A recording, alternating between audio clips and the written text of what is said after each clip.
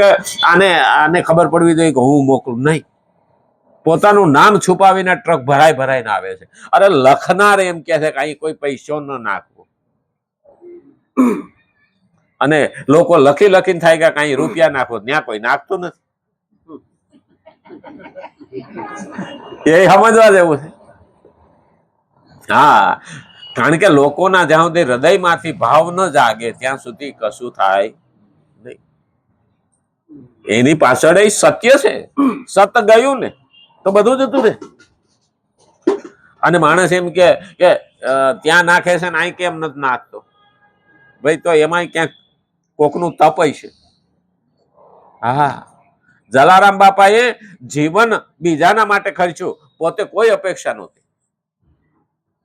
જલારામ બાપાએ જીવન પોતાના માટે ક્યાંય ખર્ચ્યું નથી, કોઈ અપેક્ષા નહોતી.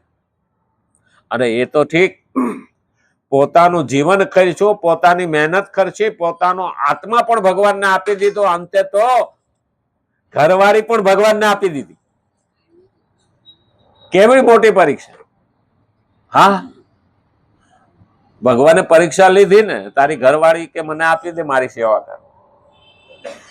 ભગવાને માગીને આની આપી દીધી, ભગવાન ભરાઈ ગયા. હા, કે હવે આને ડોકમાં પહેરાઈ ગયું, કે હવે રાખવી ગયા. હા, સીમાડે જઈને જોડીને ચીપિયો હાલ દીધો, હું હમણાં આવું કે ભગવાનને ભાગવું ભારે થઈ પડ્યું તું. હા, આવા ભક્તો છે, કઈ પણ અપેક્ષા નહીં.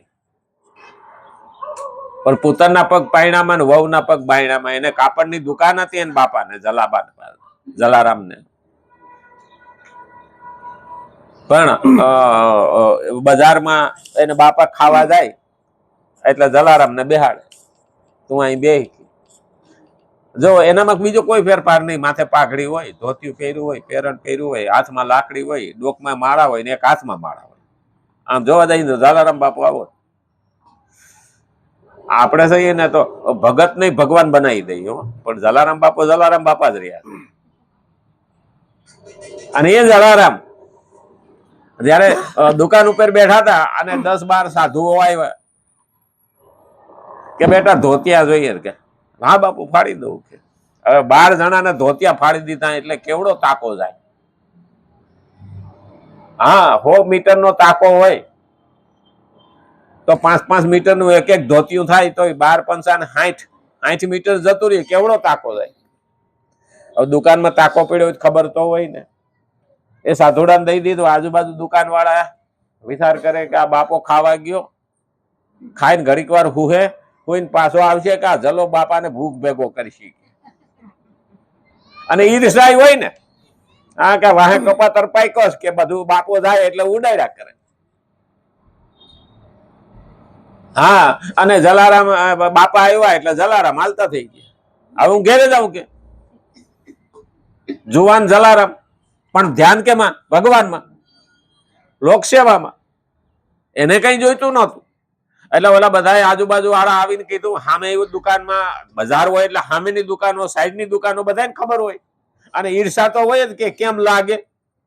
હા, તમારા ઘરમાં સેજ ખડભડ થાય ને એટલે પાડોશી પેલા આવે કે આમાં તેલ નાખ્યા જેવું છે, પેટ્રોલ નાખ્યા જેવું.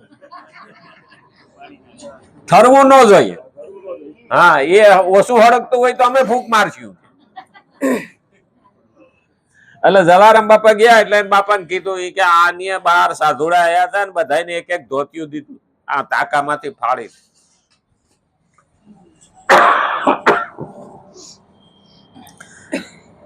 એન બાપાને કે બહુ ટાઈટ ચાવીઓ ટાઈટ કરી. એટલે દુકાનમાં તો ખબર હોય ને કે કેટલા તાકા શેના પડ્યા છે દુકાન વાળાને.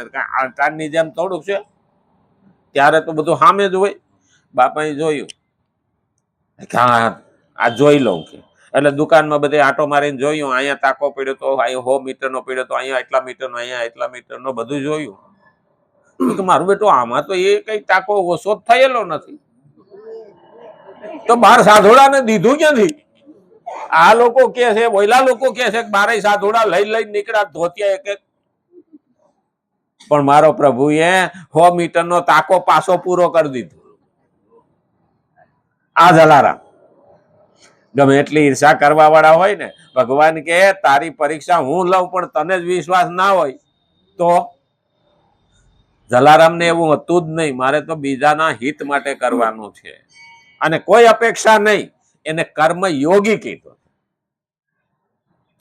અને એટલે જ કીધું, આથી રાત્રે સૂતી વખતે તેમને કોઈની યાદ નથી આવતી, કારણ કે સેવા કરતી વખતે તેમણે કોઈની પાસેથી કશું ઈચ્છ્યું જ નહોતું. સેવા કરતી વખતે કોઈ પાસેથી કઈ લીધું જ નથી. મારે કઈ જ જોઈ, કોક હારા કે ને એવું એની ઈચ્છા નથી. અને ખરેખર આપણને દુઃખ લાગે ને, કોઈ એવું લાગે ને, તો આપણે શું કરીએ?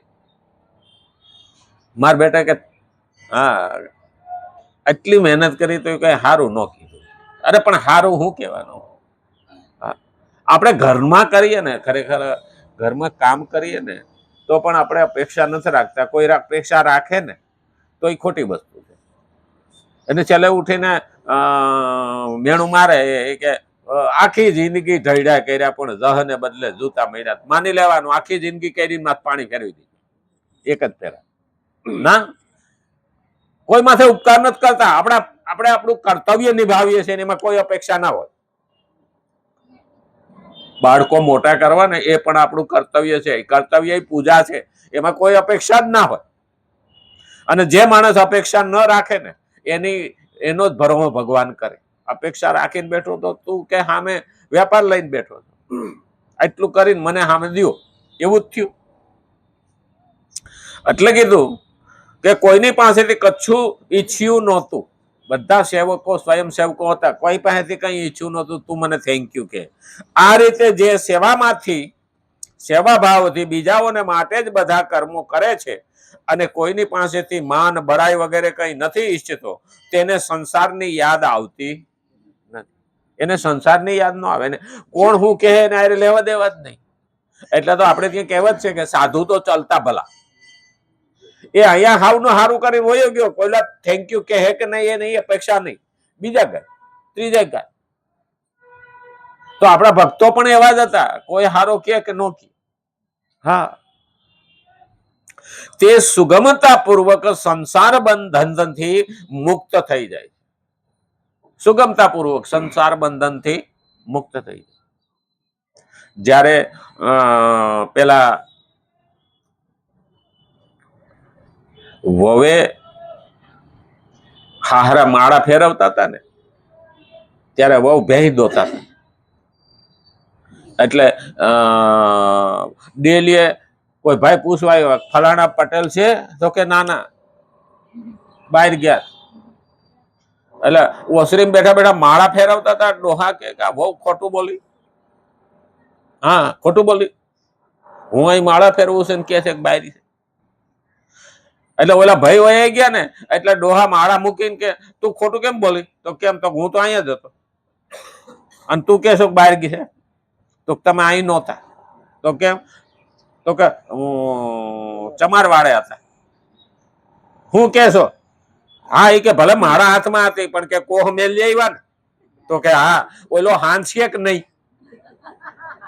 હા, એ કે ઈ હાલતો તું મગજમાં કે તો માળા હું ફેરવતા હતા, તમે અહીં ક્યાં હતા? ઈ કે વહુ તને ક્યાં ખબર પડી? તો કે રોહિદાસ ચમારે જયારે કુંડમાંથી મને પાણી દીધું ને, મને ચંગા તો કથરોટમાં ગંગા. જ્યાં ગંગા પ્રગટ થઈ હતી ને ત્યારે એને કીધું લો પટેલ ચરણામત લો. પણ કે મને હારી શંકા ગઈ ને એટલે મેં આમ હાથ કરી અને આમ ઉતાર નહીં. આ કોણીએ એ કપડા બાપજી હાહરાને કે છે વહુ, એ હું નદીએ ધોવા ગઈ, એનો ડાઘ અહીં હતો. એ ડાઘ નહોતો જતો ને એટલે મેં મોઢામાં ચૂઈશું, ક્યાંક ડાઘ નીકળી જાય તો મને ત્રિકાળ જ્ઞાન થઈ ગયું કે તમે પીધું હોત તો શું થાત. માણસ કે ને આ તાકાત છે. પણ આપણને શું છે, અંતઃગંધવાળ છે, એ તો આવું છે. આપણે જેમાં ને એમાં રહી ગયા હો. એ હલકો છે, આવો છે, તેવો છે. મન ચંગા તો કથરોટ મેં ગંગા. આ હોવું જોઈએ. પણ આપણે તો બધી રીતે આપણે નહીં ડાયા. હા, આપણને કોઈ કે છે કઈ છે ન જાય. હા, સેવા ભાવથી બીજાઓને માટે જ બધા કર્મો કરે અને કોઈની પાસેથી માન બડાઈ વગેરે કોઈ નથી ઈચ્છતો, તેને સંસારની યાદ આવતી જ નથી. એને સંસારમાં રહેતો ભલે, રાખે તોય ભલે, ન રાખે તો. એ ભગવાન કે હાલો અહીંથી ઉપડો, તો હાલો આપણે તૈયાર છીએ. ભગવાન કે ત્યાં જવાનું, ત્યાં જઈએ. ખરેખર આ ભક્તો જાય છે ને, એ કેટલું જીવન એ મહત્વનું નથી, કેવું જીવન એ મહત્વ. ભક્તો થોડું રહે ને તો પણ સમાજને કંઈક આપતા જાય. આપણે સ્વામી વિવેકાનંદ, આદ્ય શંકરાચાર્ય બધા નાની ઉંમરમાં જતા રહ્યા, પણ 1000 વર્ષનું કામ કરીને ગયા. બહુ મહત્વના કામ કર્યા છે. તે સુગમતાપૂર્વક સંસાર સંબંધથી મુક્ત થઈ જાય છે. સુગમતાપૂર્વક સંસાર સંબંધથી મુક્ત થઈ જાય. એને સંસાર વળગતો જ નથી. એ જાય સ્પેશિયલ ફ્લાઇટમાં જાય ને પાછા આવે ખરાબ. હા, એના પ્લેન આવે. ભગવાનને કે ને હું જઈ ઉભા રહ્યો બાપા. આપણે ભણતા તઈ ઓલી આરુણી નું આવતું. આરુણી પેલા ખેતરમાં બહુ વરસાદ થયો ને પાળો જોવા ગયો ને પછી પાળો ને ધોવાણ, એક પાઠ આવતો. 60 વર્ષ થઈ ગયા, 60-70 વર્ષ, એટલે નો યાદ હોય. પણ એ સમયમાં અમારે પાઠ આવતો, ગુરુજીએ કીધું ને એટલે જોવા ગયો ને પછી પાણી વયું જતું હતું એટલે પોતે આડો હોઈ ગયો. કોઈ બીજી અપેક્ષા નહીં. કારણ તે સુગમતાપૂર્વક સંસાર બંધનથી મુક્ત થઈ જાય. એકદમ સુગમતાપૂર્વક, એને કોઈ વળગતું નથી. કર્મ તો બધા જ કર્યા કરે છે. કર્મ તો બધા જ કરે, કોઈ નવરો બેહતો નથી. પણ કર્મયોગ ત્યારે જ થાય છે કે જ્યારે આસક્તિ રહિત થઈને બીજાઓને માટે કર્મ કરવામાં આવે છે. આસક્તિ શાસ્ત્ર વિહિત કર્તવ્ય અને કર્મ કરવાથી જ દૂર થાય છે.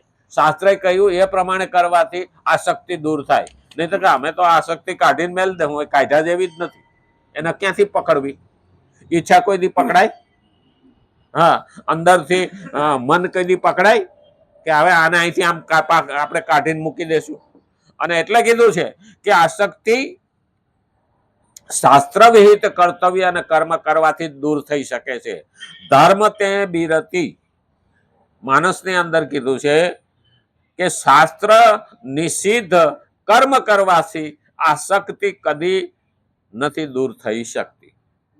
શાસ્ત્ર નિષિદ્ધ, શાસ્ત્ર એ ના પાડી છે, એ કર્મ કરવાથી આસક્તિ કદી દૂર થઈ શકતી નથી. શાસ્ત્રે ના પાડે કે આ નહીં કરવાનું, ના કરવાનું.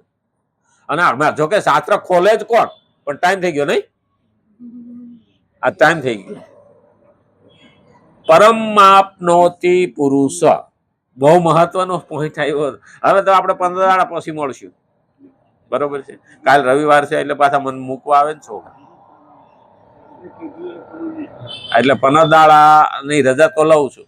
પછી જો વહેલું સારું થઈ જાય તો વહેલો આવી. એક પ્રયોગ છે. આ તો ઓલા ડોક્ટરો એમ કે છે કે તમને વાતાવરણ નડે છે એટલે શુદ્ધ વાતાવરણમાં જાઓ. બીજું તો શુદ્ધ ક્યાં લેવા જાવ? ગામડા સિવાય તો હવે રહ્યું નહીં. અરે ગામડામાં આ ડખો ડોહા થાય તો ગામડું સાંભળે, ગામડે રહીએ માંદા પડીએ શહેરમાં આવે, શહેરમાં લાવે. એટલે એ દખલો તો છે જ. રામચંદ્ર ભગવાન, કૃષ્ણ કનૈયા લાલ કી, ગજાનંદ ગણપતિ ભગવાન નમઃ. હર હર મહાદેવ.